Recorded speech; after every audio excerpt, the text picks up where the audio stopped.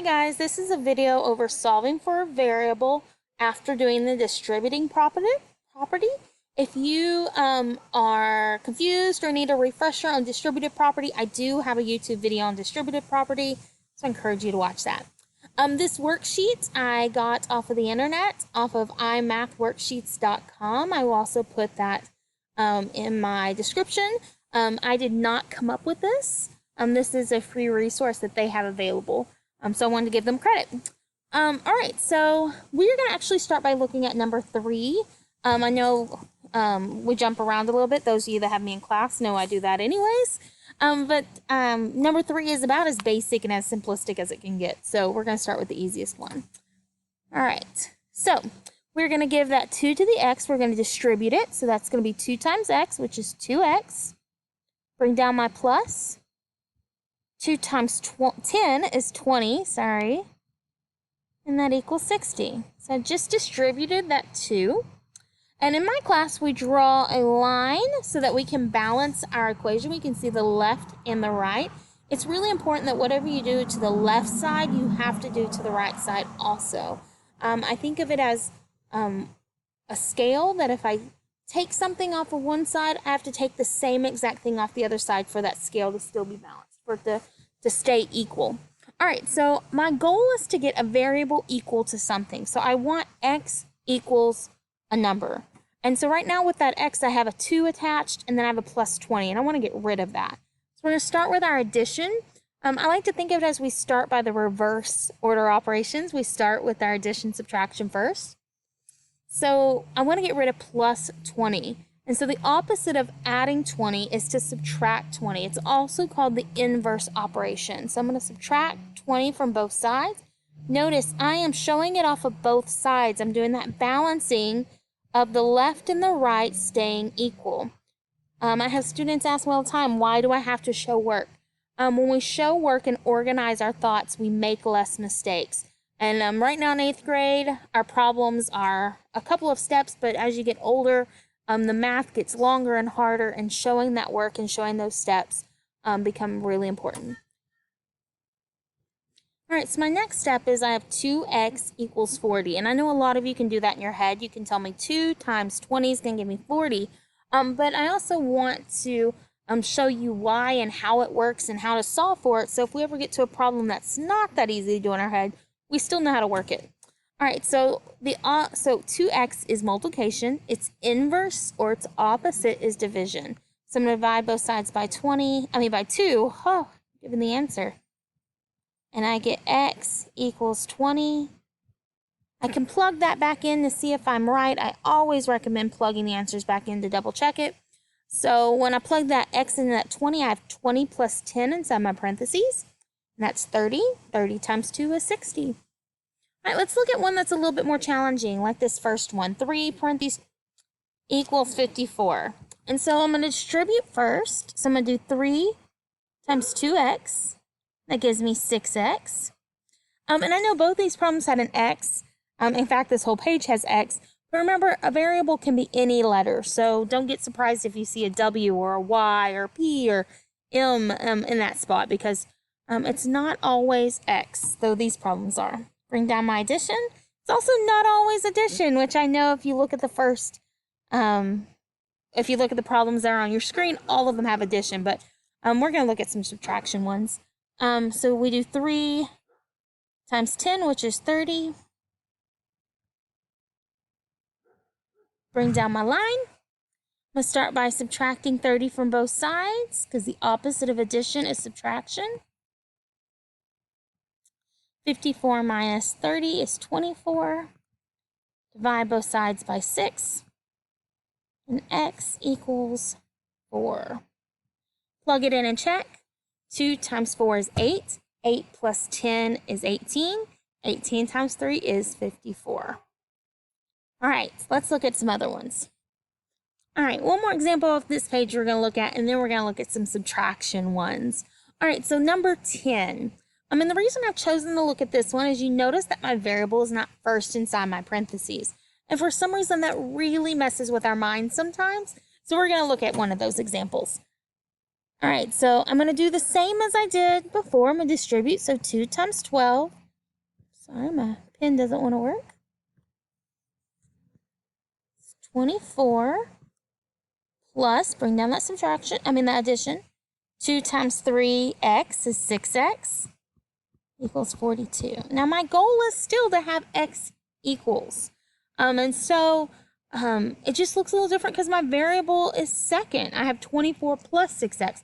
If that bothers you, commutative property says I can switch those and make it 6x plus 24. But I'm going to leave it as is. So I'm going to draw up my line. I want x by itself and this 24. So I have plus 24 here. So undo plus 24, I'm going to do subtract 24. Leaving me a 6x on the left. 42 minus 24 is 18. Divide both sides by 6. We can see that the process is the same. X equals 3. And of course I can plug it in. 3 times 3 is 9. 9 plus 12 is 21. 21 times 2 is 42. All right, let's look at some subtraction and some negative ones. All right, again, I got a worksheet off of the internet. This one comes from kutasoftware, which again is another great site that lets math teachers use their stuff for free, but I want to give them that credit. All right, so let's look at question number 3. We're not going to look at 1 and 2. Honestly, for 8th grade math, that's really not what we're trying to get to. But number 3 is definitely, and we're going to look at 3 and 4, and then we'll look at some a little bit later on. All right, so again, I'm going to distribute. So I'm going to do negative 3 times 4x. So I'm doing a negative 3 times 4. I can't just forget that negative 3. It does change my problem. So negative 3 times 4x is negative 12x. There's 2 ways to go from here. Sorry, my video kind of cut out, so I'm going to reverse just a little bit in case it had cut me out of something. So I did negative 3 times 4x, which is negative 12x. Then I brought down my subtraction, and I'm going to show you another way to do it in just a little bit. And I'm going to do negative 3 times 1, so that's negative 3. Now, equals negative 45. Now, I do not like that subtract a negative. You can keep it that way if you want, but most of my students, over the many years I've taught, do not like it either. So we're going to add a line, change the sign to make it plus a positive 3. So from here, I'm going to drop my line, and I'm going to solve for like as I have. I want x again. So the opposite of adding 3 is subtracting 3. So I'm going to subtract 3 from both sides.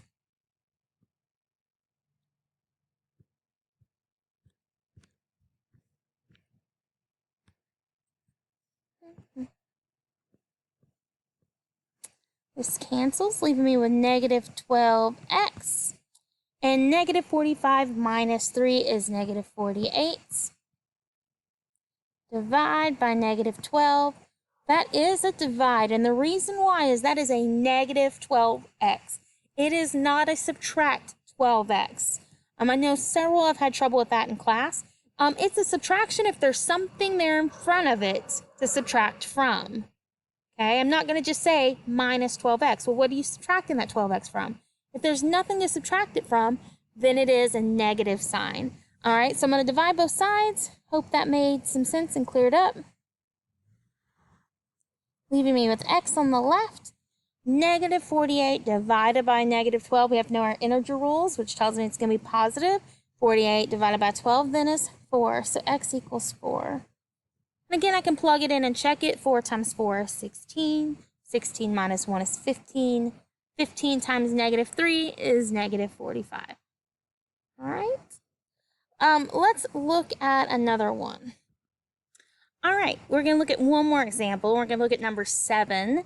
So let's look. We're going to distribute that 4 to that 1. So 4 times 1 is 4. Bring down my subtraction. 4 times 3 is 12x equals 52. Bring my line down. Let's solve for the variable. So I'm going to add line change a sign. A lot of you do better with the addition than you do subtractions. So I have 4 plus. So the opposite of adding 4 is subtracting 4. So I'm going to subtract 4 from both sides.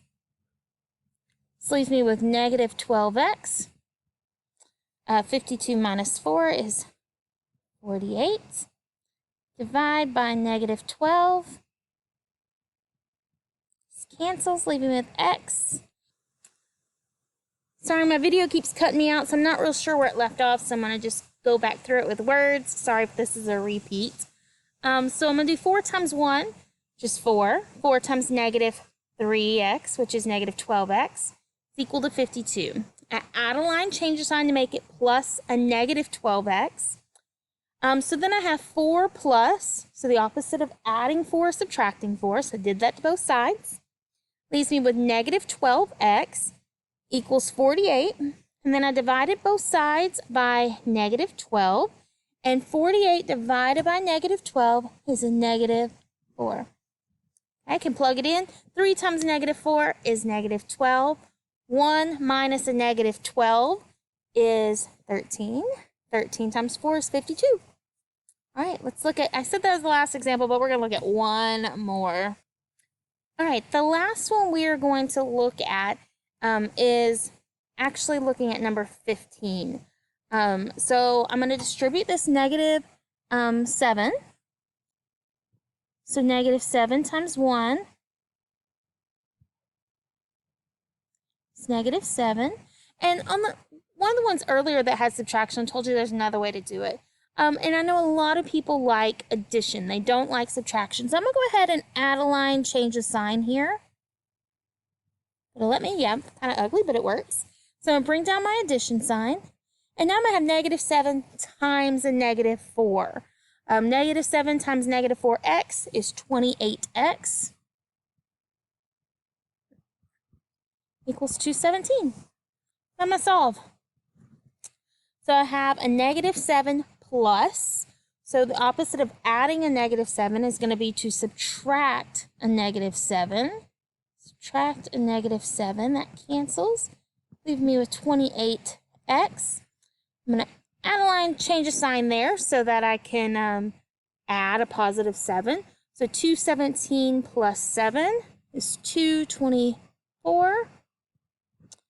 And then I'm going to divide both sides by 28. I'm going to use a calculator and cheat a little bit there.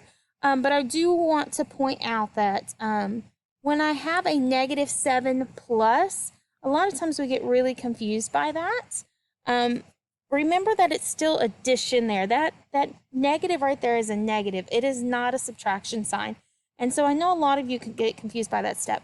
So we're going to do 224 divided by 28, and we get 8. So x equals 8. You can plug it in and check it. I do want to, we're not going to work number 18 and number 17, but I want you to notice the variables on the right. And so if I were solving 18, the end result would look like this. X equals a number. The number would be on the left. It is the same process. There is absolutely nothing different except for maybe taking stuff off the right. Well, I hope this helps you better at solving for a variable when we have to use the distributing property. Sorry for all the glitches in the video. Hopefully it makes enough sense.